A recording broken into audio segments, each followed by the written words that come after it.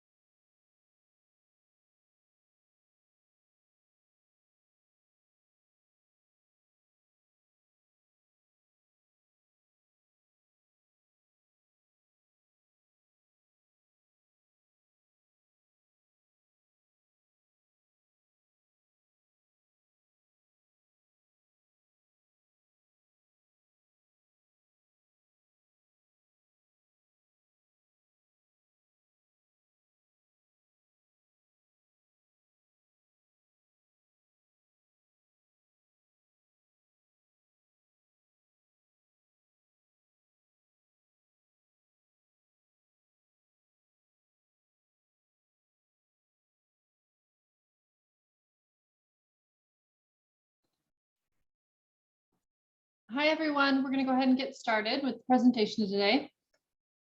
Thank you for putting your schools in the chat. Feel free to add yours if you haven't done so already. My name is Gretchen Sweeney. I'll be introducing the other panelists here in a moment. I work at the Urban Land Institute and I'm based in Washington, D.C. And today we are joined by Sarah and Brooks. Sarah, do you want to introduce yourself? Sure. My name is Sarah Kratz. I work with Gretchen at ULI on all of our awards and competitions, but I always love working on the Hines Competition. And Brooks. Yeah, Brooks Patrick. I lead our planning and community development sector at Esri, and I'm calling in from Rotterdam, hence why it's dark out. But I'm here to talk to you a little bit about the tools and data that we're going to be providing everyone here during the competition.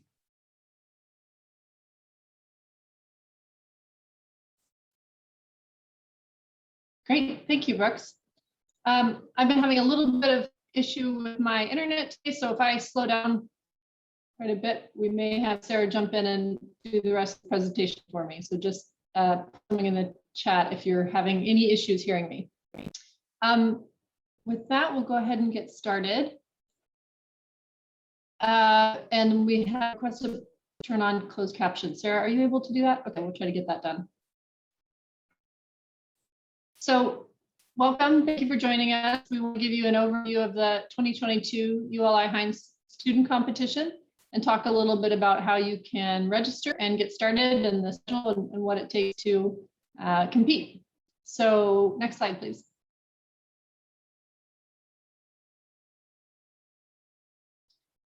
As you can see here, I wanted to give a little bit of an overview first about the Urban Land Institute. We are a nonprofit and we are global. We are a convening organization, so we bring together all the different all the different disciplines that are related to land use and real estate development. We do a lot of research and education and thought leadership. The key thing to know about the Urban Land Institute is that we are interdisciplinary. So we have members who are real estate developers, who are in investment and finance, who are architects, landscape architects, urban planners, policymakers, and more.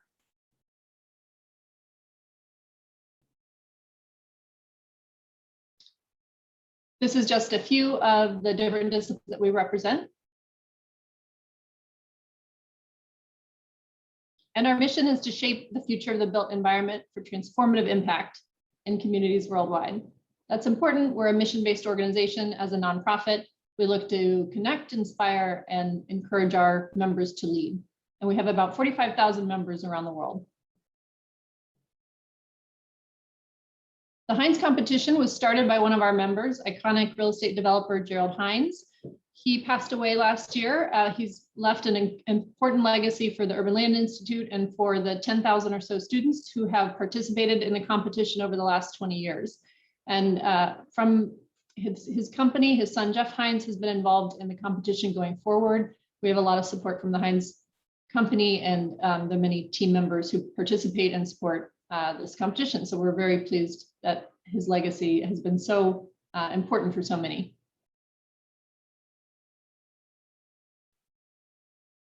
I want to start by talking a little bit about the requirements for participation. You'll find all of this information on our website at uli.org/Hines.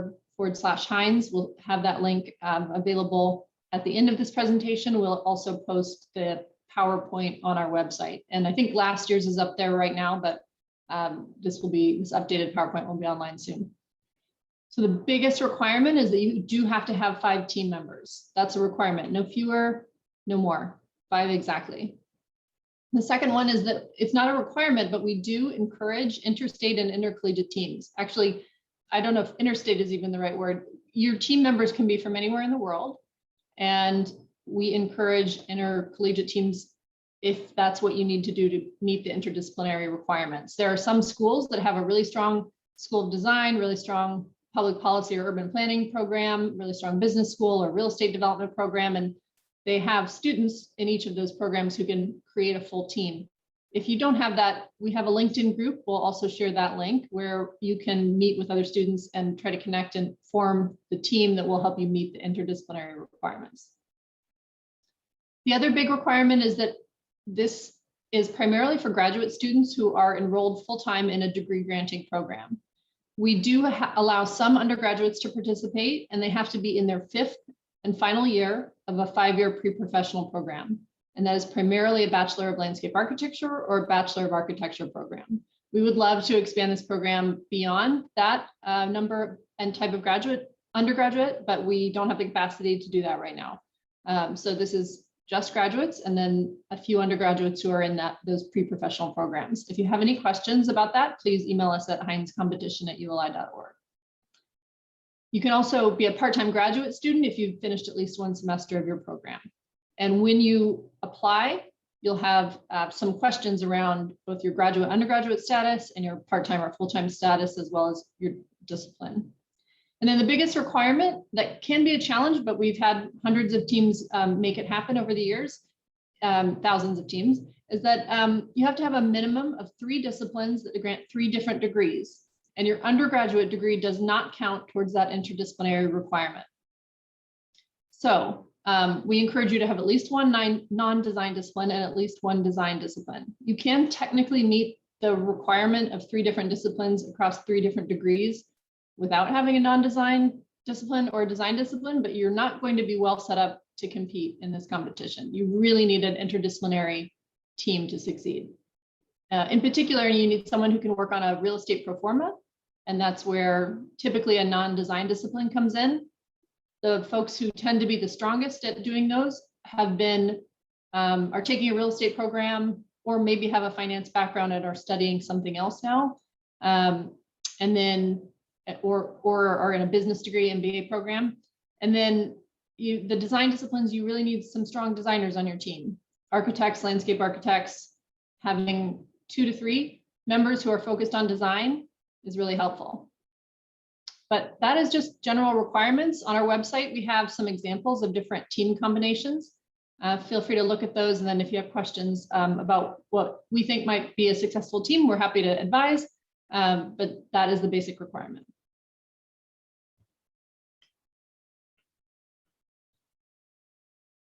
Fifth year Bachelor of Urban Planning. I'm just answering some of the questions in the chat. You should email us about that. That's we haven't encountered a 5-year program in urban planning before, so let me know what the program requirements are and we'll discuss. Advisors, so you do need at least one faculty advisor, and that faculty advisor, if you're an intercollegiate team, can be from any of the schools. They have to, there is a letter of recommendation process where they confirm that they know you are participating. That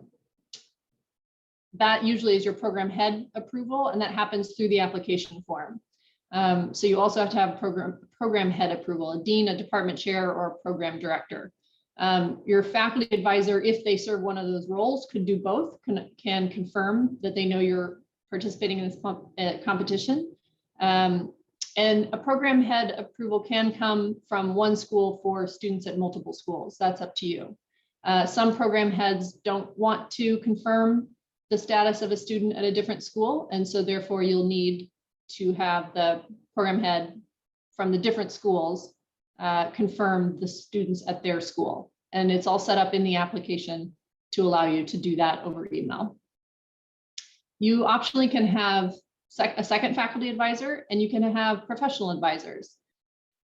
We really recommend that you have professional advisors if you can. These are folks who can just advise you on their experience in the market. You know, 2 is probably the most that you need, but we used to have a limit of 2 professional advisors, but we no longer have that limit. So you can have as many as you want. The important thing is that neither your faculty advisors nor your professional advisors can produce any of the work that you submit. They're really there just to give you guidance on maybe, you know, if you're struggling to complete a pro forma, how does it work? Or just their general knowledge about their discipline.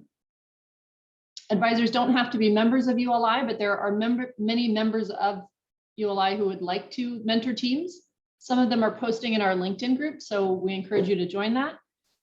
And some of them are available to connect with you through your local district council. So ULI has district councils, which is essentially our chapter potentially in your local market. We can share a list of those. They're in this PowerPoint that will be posted online. So you can click over to a district council, and there's usually a general email where you could email them and ask if they have anyone who would like to be a mentor or a professional advisor for your team. Let me see. The questions, I see one in the chat. If you can, try to use the Q&A for your questions, but I can also check the chat. If you have an MBA and a Master's of Business Analytics are probably 2 separate degrees, yes.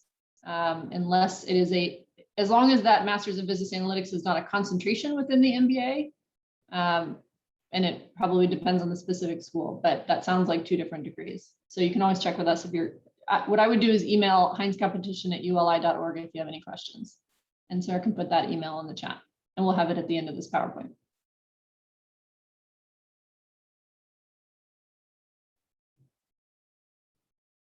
This is the general schedule. I'm going to go through each of the pieces after this, but you are required to register your team by December 10. We are going to have a site shutdown of the application that we use to accept your team registration, and that's going to be from December 1 to December 5. And the application is substantive, so I really suggest that you at least start an application and get a sense of what's in it before, considerably before December 5th. And then you'll have, application will be offline for a few days, and then from December 5th to December 10th, you'll be able to complete your application, but please don't wait until the last minute. It's very challenging. And you have to get these letters of recommendation that happen through the application form, so it's important that you start early. We will announce the host city and the site on January 3rd. We're doing it a little bit earlier this year. Typically, we don't announce the host city and site until the challenge goes live.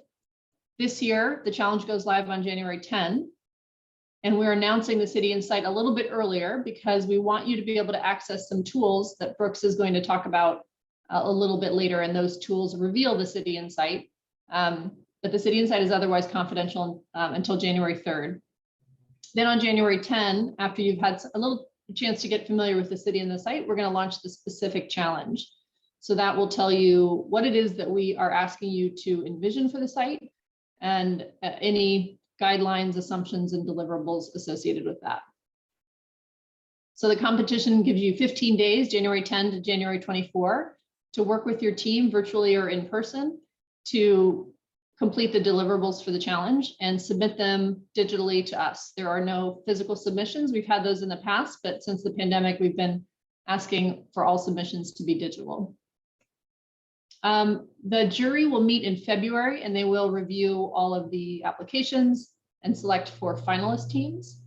We'll announce those finalist teams not long after the jury meets. And then there's a site visit where we bring together members of the teams to see the site and take a tour. We have rehearsals for the finalist teams in mid-March, and then a site tour for our jury, and the final presentations on April 7th in person in the host city. And that's for all 20 members of the 4 finalist teams, plus the jury that selected the finalists.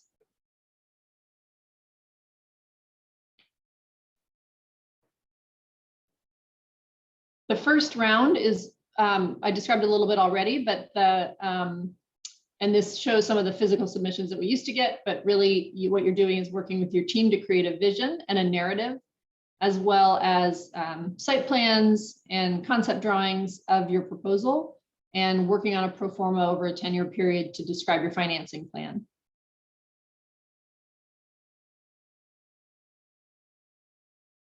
The jury is made up of members of the Urban Land Institute, usually 12 to 16. And what happens is, rather than the entire jury reviewing every single submission up front, which they would take a lot of time, we split up the jury into teams, and there's usually about 3 people, one who can really review the pro forma, that's their expertise, one who can review the design, and one who is local to the city and the region. So they're really familiar with the site and the region and can give all the local context that some of the other jurors may not have yet. Although we do prep the jurors with a lot of context about both the host city, the site, and the neighborhood. But it really helps if we split it up this way. You've got a good breadth of expertise looking at your submission in the first round. Then we bring together all of the jury after they each select their favorites, that meet the criteria, for a discussion by the whole jury to pick the 4 finalists and any honorable mentions.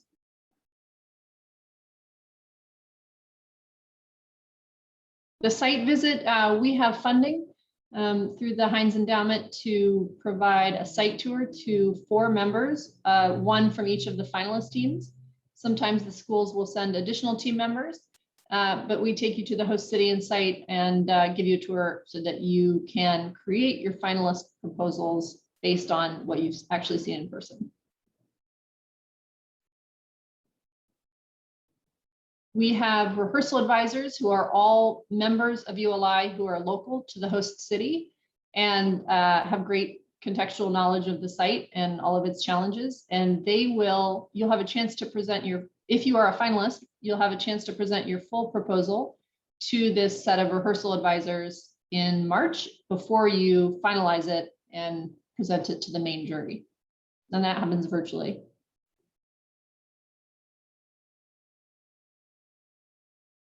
The rehearsal advisors are broken up as far as expertise very similarly to the main jury. The rehearsal advisors is a smaller group, but they have a broad range of disciplines that are related to the same disciplines that are participating in the competition.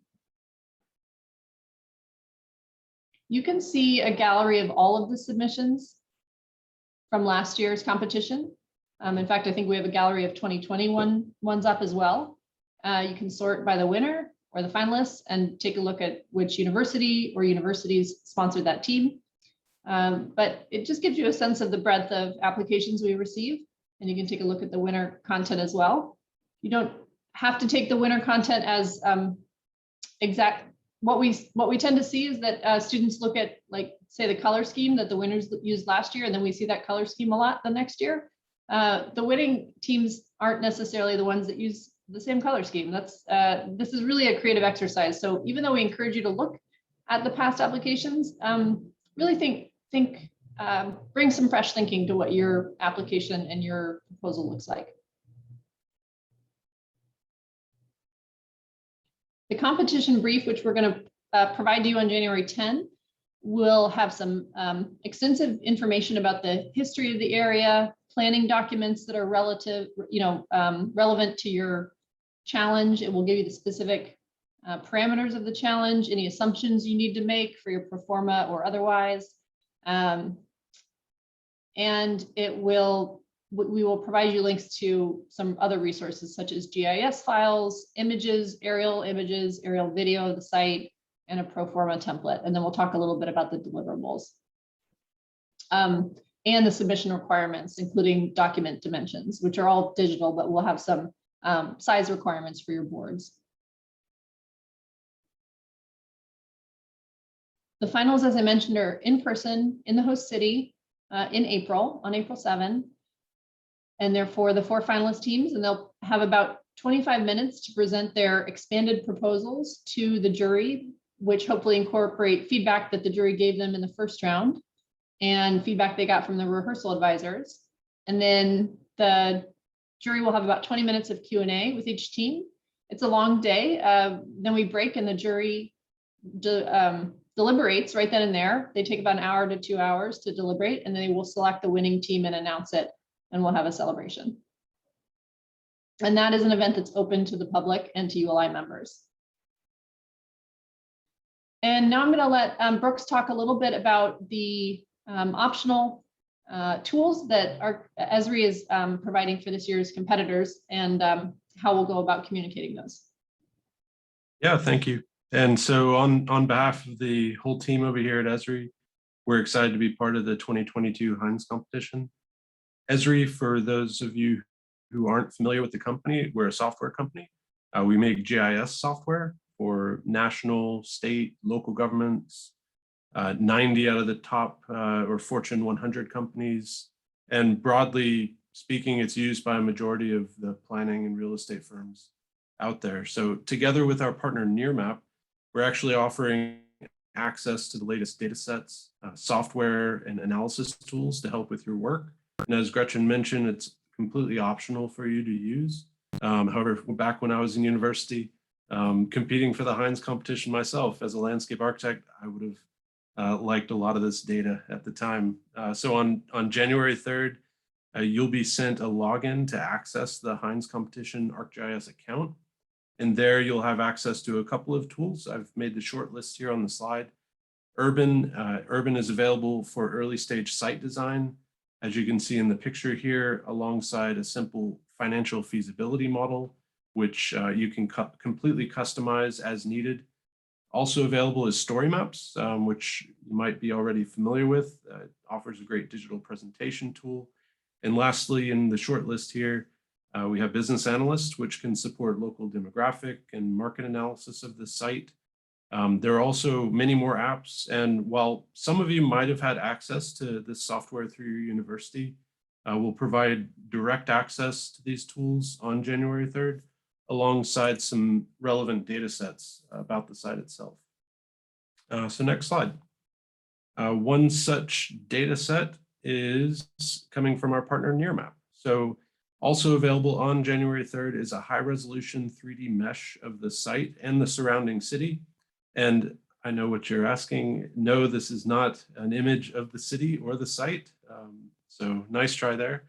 NearMap actually captured the 3D mesh of the site location this year, a few months ago, in fact. So it has a 6-inch resolution, it's fully textured, and you can use this as a base map within your work. You can use it as a base map in urban, providing context to the site design, or you can use it as a basis from which to overlay different data sets. You can present certain analysis results, like the location of amenities, or if you run the results of a walk time analysis can be presented and overlaid on the mesh. And if you have no idea what I mean, or have no experience before working with a mesh, no worries. We're going to invite you to join us on December 2nd for a webinar where we'll introduce some of these new tools and the workflows associated with doing a couple of the things that I mentioned just then. And in addition to that webinar on December 2nd, we'll also be planning some hands-on workshops during the first week of the competition. And this will be actually with the site itself to give you some context there. And so definitely join if you'd like to learn exactly how to look up demographic data in Business Analyst, or how to customize and configure the financial model in Urban. So stay tuned, and I will hand it back over to you, Gretchen. Great, thank you. So yeah, we'll have the webinar for December 2nd to go over these tools a little bit more posted on our website at uli.org/Hines. So you can see the various links here. We've got where you click to register a team. The short URL is uli.org/Hines 2022. You can find that link at uli.org/Hines. You can email us at hinescompetition@uli.org if you have any questions. That's the best way to reach our broader team. So definitely email us there first rather than individually, because we'll probably get to your email faster that way. With that, I'm going to see if you have any questions. I saw a couple in the Q&A. If you have questions, please put them in the Q&A and then we'll try to get to them. So the question is to confirm changes can be made to the proposal between the initial and final proposal. Yes, exactly. So the 4 finalist teams will have a chance in between the time that we announce them in February and the time that they have the finals in April to expand on their initial proposals based on feedback, site visit, rehearsals, etc. We will make the recording of this webinar available at uli.org/Hines fairly soon after this is complete, hopefully by tomorrow at latest, but hopefully later today. And if you think of a question you have after, feel free to just email us. We're happy to answer any questions, and we'll have this video posted. So I don't see any more questions, so I'm going to go ahead and say thank you for joining us and let us know what else you need in order to form a team and compete. Thanks, everybody. Have a good day. Goodbye. Thank you. Bye.